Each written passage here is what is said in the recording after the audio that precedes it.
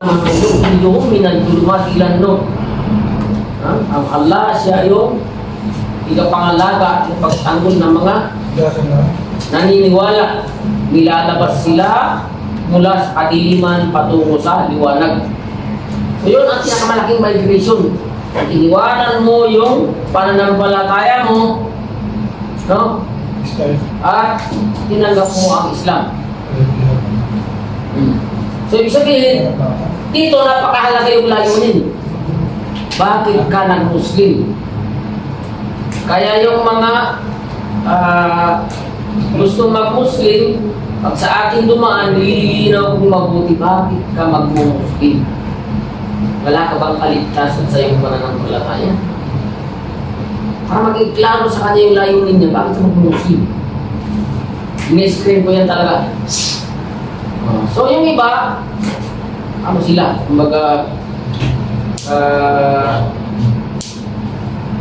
makatutuhanan sila. Kumbaga, sinasabi na talaga kung ba, ano yung dahilan pag sila mag-Muslim. Lalo-lalo na yung mga katulong. Yung mga katulong kadalasan, pag tinanong mo, bakit mag-Muslim?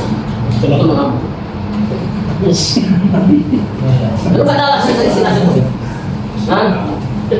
Yun ang isasagot nila. Kaya, nung ito siya pinapaliwanagan, kabayaan mo yung hamon. Ang pag-Muslim, ito ay gusto ng Allah. Gusto ng Allah para sa atin. Kaya, kung gusto mo at naniniwala ka, mag-Muslim ka. Pero kung hindi ka naniniwala at hindi ka willing, hindi mo gusto lang ng amo mo, huwag ka nang mag-Muslim. Bakit? Walang saysay. Walang kahuluhan. Hindi na kailangan tama yung layunin mo. Bakit ka mag-Muslim? At kailangan dito class para sa ikalulugod ng Allah. So, magagawa mo ito kung naniniwala ka. Naniniwala ka na walang ibang tunay na Diyos na karapat-dapat sambahin maliban sa Allah. Siya lang ang nag-iisang tunay at tanging Diyos. Ikapaglikha ng lahat. Pinagmumulan ng lahat. Naniniwala ka, walang ibang may kapangyarihan na magbigay ng buhay, bumawi ng buhay, magbigay ng iyong pangangailangan maliban sa Kanya. Naniniwala ka na si Propeta Muhammad ay kanyang sugo, na huling sugo. Kasi kadalasan, tayo hindi natin nakilala si Propeta Muhammad nung hindi tayo nag-Muslim. Hindi natin siya nakikilala. Bukod sa hindi nakikilala, hindi natin talaga pinaniniwalaan. Hindi natin tinatanggap. Kasi hindi natin alam, hindi kilala. So, kailangan makumbinsi ka na ikaw ay nabuhay sa mundo na saklaw ng aral na dala ni Propeta Muhammad sallallahu alaihi wasallam. Hindi ka saklaw ng aral ni Jesus Christ, hindi ka saklaw ng aral ni Moses, ng aral ni Abraham, lalo na. Saklaw ka ng aral na dala ni Propeta Muhammad. Yung kabuuan ng Islam. Yun ang inabutan mo. Yun ang inabutan mo. Kaya, maniwala ka si Propeta Muhammad ay sugo ng Allah at sasambahin mo ang Allah alinsunod sa kanyang pamamaraan mo. Maniniwala ka. Sabihin, ang pagpasok sa Islam, hindi siya ito pagpapalit ng relihiyon. Hindi pagpapalit ng pananampalataya. Bagkus, ito ay pagtutuwid. Pagtutuwid ng iyong paniniwala kung ikaw ay dating Kristiyano. Bakit sa Kristiyano may isa rin ang Diyos? Diba? Sa Kristiyano, may mga propeta din. Sa Kristiyano, naniniwala din sa araw ng paghukom. Yung araw. Diba? Nandun yung mga title, mga paniniwala. Parehas yan ng mga title na pinaniniwala sa Islam. So itatama mo lang siya. Yung paniniwala mo kay Jesus Christ na dating isa sa 3 persona, dating pinaniniwala mo anak ng Diyos, dating pinaniniwala mo ng Diyos na nagkatawang tao, itatama mo lang yun. Kasi may paniniwala ka na dati, pero mali, itatama mo lang siya. Maniniwala ka na si Jesus Christ ay tunay na sugo ng Allah, nilikha ng Allah, na walang tatay bilang tanda ng kanyang walang hanggang kapangyarihan. Ha? Paniniwala ka nun. Lahat ng totoo tungkol sa kanyang paniniwalaan. Ha? Yung hindi totoo, yung hindi mo paniniwalaan, huwag kang maniniwala na dumating si Kristo para tubusin ang iyong kasalanan. Kung doon ka umasa, wala ka ng kaligtasan. Kawawa ka na. Huwag kang umasa doon na may tutubos sa kasalanan mo. Kasi yung kasalanan mo, sa iyo yan. Hindi yan mapupunta sa iba. Maliban sa tao na nag-agrabyado sa iyo at wala na siyang maibayad sa iyo. Yan, kukunin niya yung kasalanan mo. Siyang papasan doon sa kabilang buhay.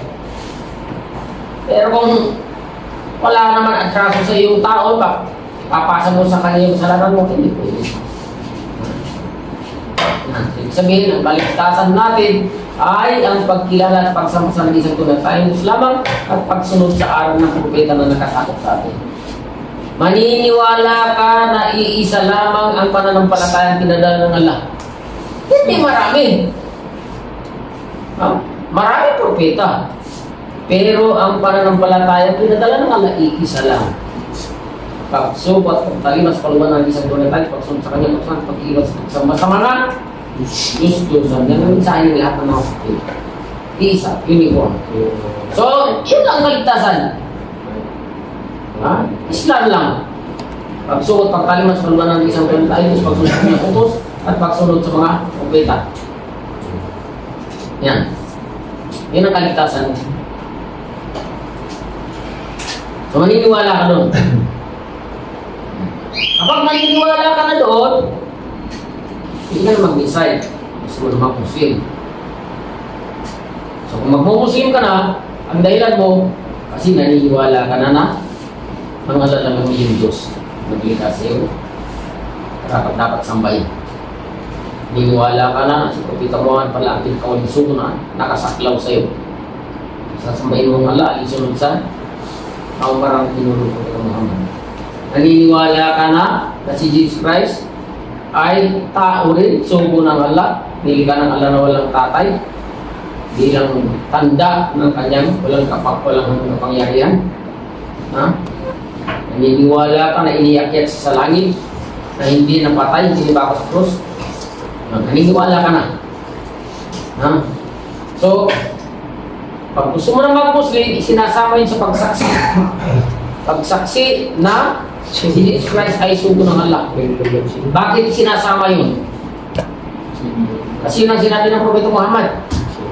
Ang sino man na magsaksi na walang ibang tunay Diyos dapat sabihin maliban sa Allah. Muhammad ay sugo ng Allah. Si Jesus Christ ay sugo ng Allah. Ang kanyang lingkod. Ang impyerno ay totoo. Ang paraiso ay totoo. Ang impyerno ay totoo.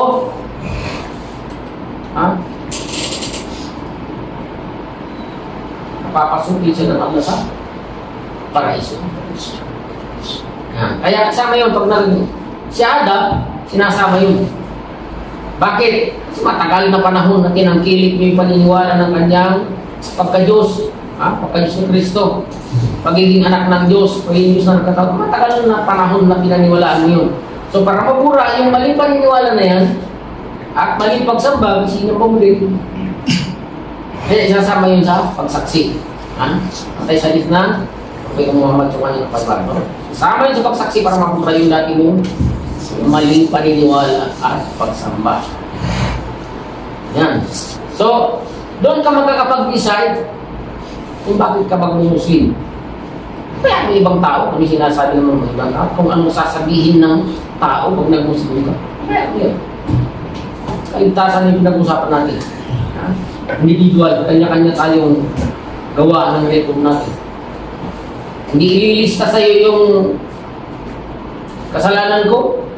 Hindi ililista sa akin yung mabuting ginawa mo. Kanya-kanya yan. Sabihin, ikaw yung author ng aklat mo. Abot mo, tatanggapin mo sa arang pagkukum. Ikaw yung gumagawa. May lista lang yung dalawang amigo. Ilan sila lista. Ayan na pa. Yan. Kaya, kanya-kanyang gawa. Ano tayong gawa. So, yung pagpasok mo sa Islam, kung mali yung layunin mo, renewable naman yan. Pwede naman yan ma-renew. Diba? Mali yung layunin mo kasi walang nagpagpaliwanag sa iyo na ayos. Nagsyada ka, Muslim ka, na mali yung intention mo. Kasi yung pagpasok mo, yan mo sa Islam, hindi pa tinanggap. Mali yung intention mo.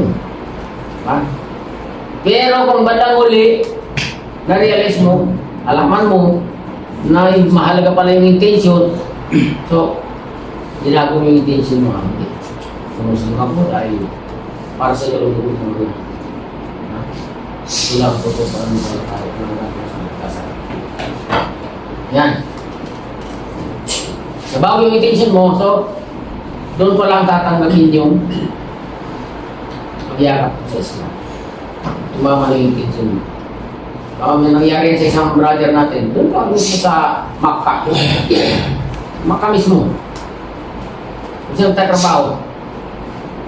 Tapos nakakilala siya ng sister. Natausog. Medyo nagkaigi sila. Kaya lang, sabi ng sister, hindi tayo pwedeng magkatulog niya. Hindi tayo pwedeng magkasama. Hindi, bakit? Sabi niya, hindi ka Muslim. Yun lang ang hadlang. Sabi niya, oo. Sige, bukas Muslim na ako. Bilis eh. Bilis. Ay, yung araw din na yun, naghanap siya ng Dama center nun. Naghanap siya ng center nun sa Makkah. Nakakita siya. Muslim na talaga siya. Nagsiyadang na siya. Tapos, Muslim na ako. Kasal na sila. Muslim na yun. Pero, pagkatapos niyang mag-impress ng Islam, keep in touch sa Islamic Center, hindi siya pumapalya. Lagi siya nag-aaral. Ako nila sa katagalan, yung lumalim na yung kanyang kaalaman na realize niya. Mali. Nag-Muslim na para mapangasawa ko yun. Mali pala. So, nabago yung intention niya. Na kung kanyang pag-Muslim ay dahil sa paniniwala. Naniniwala siya na ito yung totoong pananampalataya. Walang ibang tuloy dapat sa minimali ng sala. Muhammad ay sugo ng Allah. Si Jesus Christ ay sugo rin ng Allah. Yun. Alhamdulillah. Nag-improve yung kanyang kaalaman hanggang sa na ang galing-galing niyang magmuhadara. Natuto na siya magkutba. Kung pa siya kung saan-saan. Hindi nag-aaral sa Mahad. Hindi siya nag-ano. Sa mga Islamic Center lang din siya natuto. At saka nag-actual siya sa Pilipinas na. Doon na siya nag-actual. Dito aral-aral lang siya dito sa Saudi. Pagdating sa Pilipinas, nakakasama ko siya sa Dawa. Obligado. Kasama ko si Dawa. Ngayon, doon sa lugar nila, sa Tansa,